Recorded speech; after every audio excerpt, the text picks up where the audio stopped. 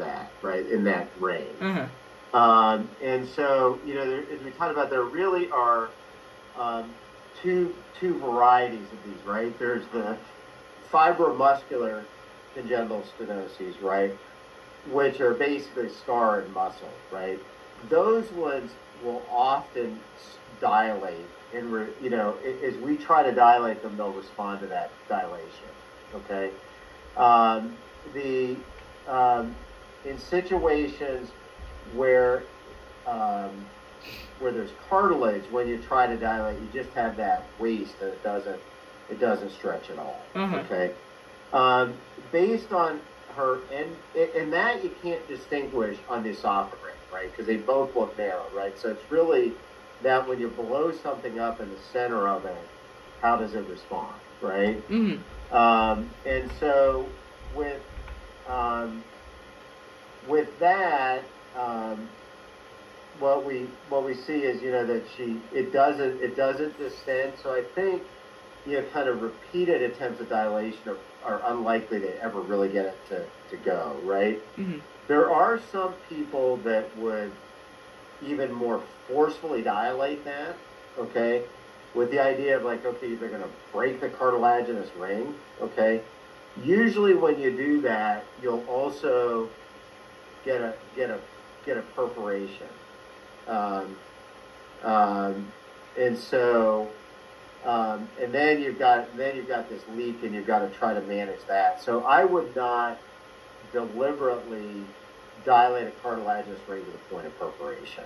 Okay, so that would be, so that's one option you'll see people talk about.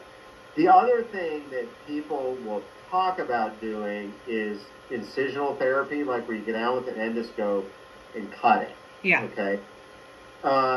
We do that for strictures here, and Dr. Patel's the one that does that. Okay.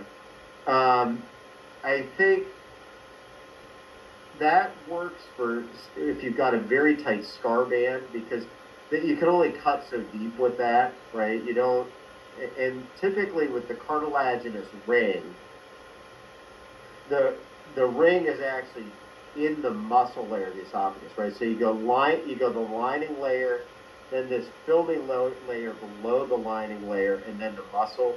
And those cartilaginous rings tend to sit in the muscle, so it's hard for them to get with that incisional therapy.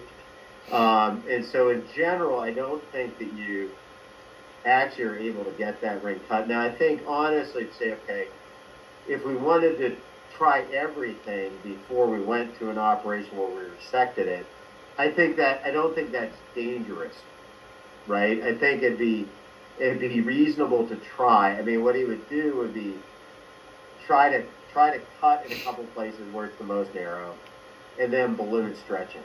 Okay. Yeah. My bias about that is I think if in trying that, it'll probably be that we actually don't cut deep enough, and you don't see any difference. On the other hand, is it likely that in trying to do that, you're going to create a perforation or some problem that makes her real sick or limits the option in the future? I think that's unlikely, right? So I think if I were going to guess, I guess it's probably not going to work, but probably also not be harmful. Is there a chance that they might be able to get enough of the cartilage that you get starter break that then when you dilate it would pop? I think it's possible. That wouldn't be our typical way of doing it, but again, I think that's low risk, and Dr. Patel's obviously got experience in sizing things. I don't think it'd be, crazy to try that. My guess is we'll end up that it didn't work, but again, if you're saying, okay, what are all the options? That would be something we do. And honestly, we tend to do that, like if you've got a stricture that's a scar, like sometimes after we resect things, it heals, and as you heal, obviously, if you get a scar, it gets, the scars heal, they get shorter, right? So, sorry, I'm not so much. Okay. As they heal, they get shorter, which is great if it's scarred your face. The problem is, right, shorter and a ring is tighter. If you get where it's a real tight band like that's one of the things we'll try to cut. I think if you're interested in trying to, pursue all options before we go to an operation to resect it, I think that'd be reasonable. Yeah. I mean, you don't know what, he's a real responsible endoscopist, so he's not going to do something crazy. I think there'd be a chance you get down there and say, okay, I tried to cut and I didn't, and then I did another endoflip and it, didn't really change anything, and then we'd know it. And again, I don't think that would set us back. Right? Yeah, because this is a major surgery, right? Like she'll be in the hospital how long? She'd be in the hospital probably about 10 days because we'd sew the two ends together, right? So what we'd do with that operation is we'd make an incision on the left side of her chest, go between the ribs, right? Before that, I put a scope down, the balloon down, so I know exactly where the stricture is, right? So I've got something above or below it, so I can, see good side. And then you go through that left chest, dissect the esophagus out, cut that segment out, right? Yeah. Sew the two ends back together. And then after we sew it together, we would wait 5 days to a week without her eating, and then we do an esophagram to look and make sure there's no leak before we let her eat and drink. Wow. Right?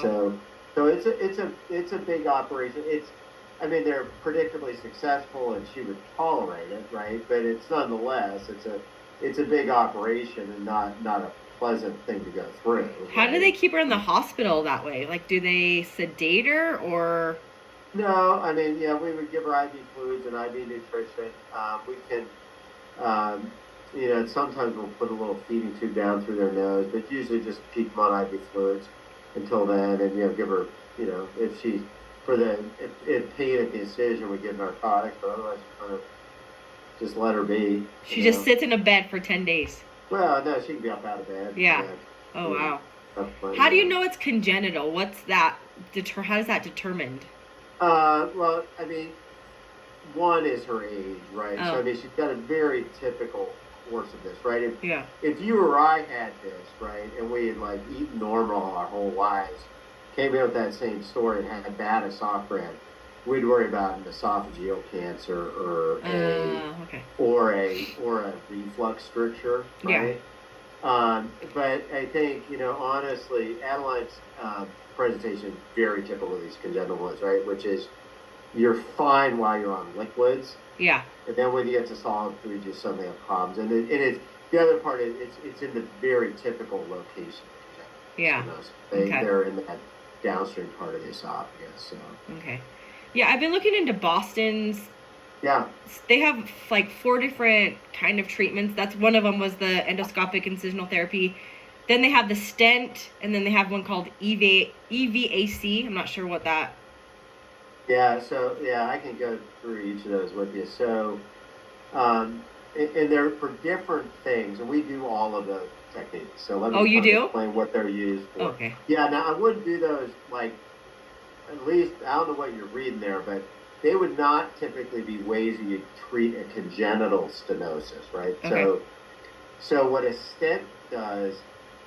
Right, obviously it's a springy tube that goes down. Mm-hmm. It's got, there are two kinds of stents. There are covered stents and stents that aren't covered, right? Each of them have got this kind of mesh cage, right, that you put down, and then because of the type of metal it is, it'll expand, right? Okay. And so I think all of us had this enthusiasm around stents, they'll chronically dilate the stricture, right? Mm-hmm. And so that'll allow us, it's kind of like the same as doing a dilation every day. Yeah. The challenge that with them is the stent is putting pressure not only on the stricture, but it's putting pressure on the normal esophagus, right? Mm-hmm. And what happens with that is if you leave them in long term, I think you actually compromise the blood flow to the lining of the rest of the other parts of the esophagus. And I've certainly seen kids go from a short stricture to a long stricture, right? Because you take that out, you've now gotten all that inflamed and you've actually made your stricture worse. And the other problem is, right, with her, right, we can't get it to dilate with that balloon that's got a lot more force to it than the stent does, right? You put a stent down in that, the stent won't expand. So that that'd be the problem. I think the place that I would use a covered stent is actually if you've got a big leak.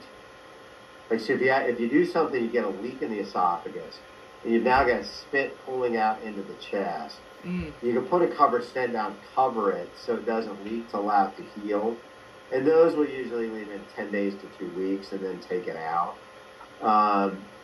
So that would at least be my sense of kind of the stent part. Mm-hmm. The evac is also a way that you're dealing with a leak, right? So you've now got a hole and you've got stuff leaking out of it. And what they're trying to do is like, okay, how do you keep that from getting out into the chest cavity and making the kid sick? And one of those things is you put a sponge down there on this tube and try to suck the hole closed and control the leakage. Mm. I think honestly those things are pretty. The covered stents, the evac, I think are pretty comparable therapies in terms of dealing with a bad leak. Okay. But I wouldn't view that either of those would be things that I go after an uncomplicated stenosis with. I think this question of can you actually cut deep enough to get the cartilage? My bias is most of the time you can't. I think it's pretty harmless to try, right? Yeah. But it's a little bit like you're doing something that is going to work or not work. I think most of the cartilaginous range you end up actually resecting, but I don't know. Did you talk to anybody there? What do they say about they haven't looked. They haven't looked at her record, so I'm trying to get them sent over just to see what they say. Because I didn't know you guys did the endoscopic incisional therapy, and so I just wanted their opinion of it because they said. No, I think it's fine. It's and I am in I encourage parents to get second opinions. I'm not offended by that. Yeah. At all. And it's not that I don't trust you guys. It's just that. No. I don't want her to be in the hospital that long, and then the cut just makes me so, I don't know, I can't handle it, I think that's fine. Yeah. What I would say is, what I always tell parents when they're looking for second opinions about esophageal problems, I would encourage you also, if you're collecting up other opinions, to talk to Cincinnati Children's, okay? And Dan Van Alman there, okay? Dan is a really good surgeon. They also have a complex esophageal program in Cincinnati.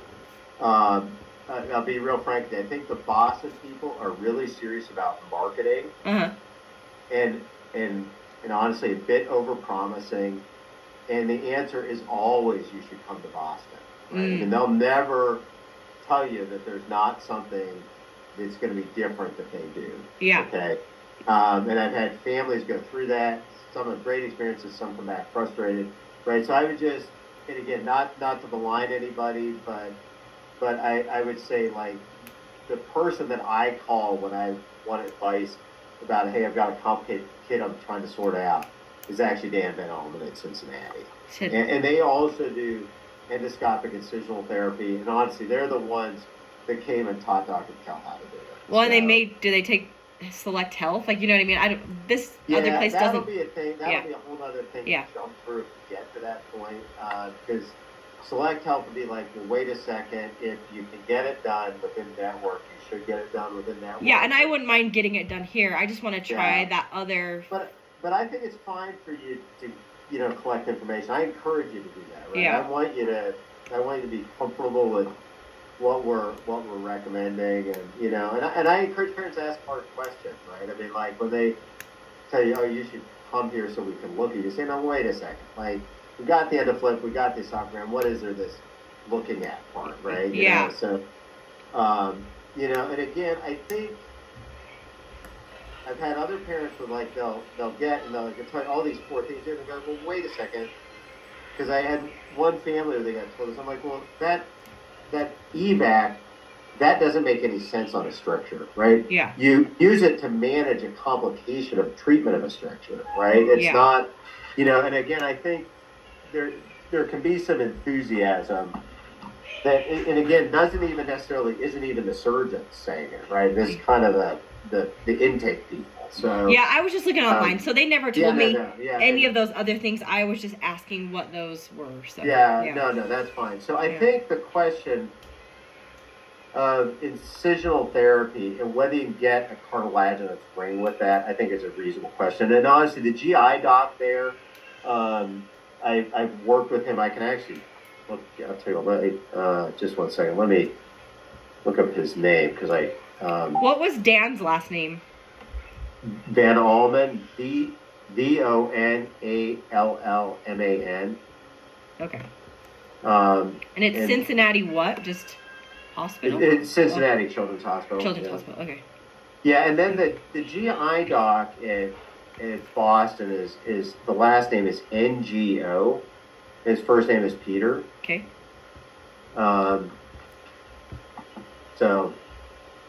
Yeah, so I think I think it'd be, and honestly, I would say, I think Peter knows also a very responsible GI doc, right? And I think there's a bit of like if you have a telehealth visit with him and talk to him about a plan, I think that's one thing. I think it's like the intake coordinator, pumping it up. I'd like say, hold on, I want to ask some more questions and talk to your doc. So anyway, but that'd be kind of my sense of things. Okay. Yeah, and again, it's that issue of how deep the cartilaginous ring is, right? Because they're, with strictures where they're scar, they tend to be, they're closer in towards, the lumen and the center of the esophagus. With the, these cartilaginous rings, they tend to be out in the muscular layer, right? And which makes it hard for them to cut. So. Yeah. Okay. So how do I move forward if I want to go to change to endoscopic and see? I think honestly, if you want to do that, I can just talk to Raza Patel, and he'd call you and get you on a scope and see what he can see, and see if he can see something to cut. I think that's, I think that it's, like I said, I think that there's really unlikely we're going to do anything harmful with that. Okay. Right. My bias is I think if I do it, then it will look the same. But if you succeed, great. But, yeah. It tends to be, just, I think that cartilaginous ring is deeper than that. You'd have to make several cuts, obviously, right, because you're trying to disrupt this ring. But I think that's certainly a reasonable question to ask. And and I, like I said, I know that. Cincinnati also does incisional therapy, and so, so I think it's fine. Obviously she's done okay to 18 months, right? There's not an emergency to this. Yeah, right? she's growing like a weed. She's huge. Yeah, she's a nice, healthy kid, right? Just you got to watch what she eats, and so I don't want you to feel any pressure from my side. Yeah. I think, my bias is I think that we'll end up resecting this cartilaginous ring, but but again, I want all of us to be comfortable with that. Yeah. Okay. Okay. Yeah, and the other thing obviously that'll come up is how do you resect it, right? Do you do it thoracoscopically or open? And I think again, that's a little bit of technical part of what you can certainly cut and sew through smaller incisions with a scope, or you can do it open. And I think either of those are okay. My personal bias is, I think it's a shorter operation when I do it open, and I think the leak rate's lower, right? I don't, and I think if you look at the big thoracoscopic series, I mean, there tends to be a higher leak rate and a higher stricture rate. But again, that's kind of my bias. I've got partners that would advocate doing it thoracoscopically. I think is the time in the hospital less by doing it that way? No, I think that the probably the incisional pain is less, right? Yeah. And the scar appearance is less. Yeah. Either way, where what ties you to the hospital is that how soon are we going to feed you, right? And that's 5-day esophagram or 7-day esophagram. So at least I personally wouldn't, I wouldn't feed a kid faster because I did it through the scope. I think if anything, I might feed him faster the other way, right? Because I'm more confident in my anastomosis. But and again, that's just a bit of, there are places where they don't wait that 5 to 7 days. There's some places in Britain where they do it and just feed you and look for a leak out of the chest tube. My personal bias about that is, a big leak is such a big deal that that 5 to 7 days is a small investment. But Yeah. No. Okay. Okay. All right. So why don't do you have my phone number? No. Let me text that. I apologize. Usually I give that to people in clinic just to make it easy. I'll text this to you right now. Okay. Oops, sorry. Okay. Is it? I think I've got your number here. 801 808. Whoops, let me type it incorrect. 801 808 1862. Yep. Okay. So I'll send you that. That's got the office number and my cell phone number. Okay. Feel free to shoot me a text and yeah, let me know what your thoughts are. Okay, yeah. Like I said, there's no pressure. I mean, obviously she can do purees until She's 20. She wants, until she wants. Well, she won't get that far because she'll get to where she refuses to do what you tell her. And then, Right.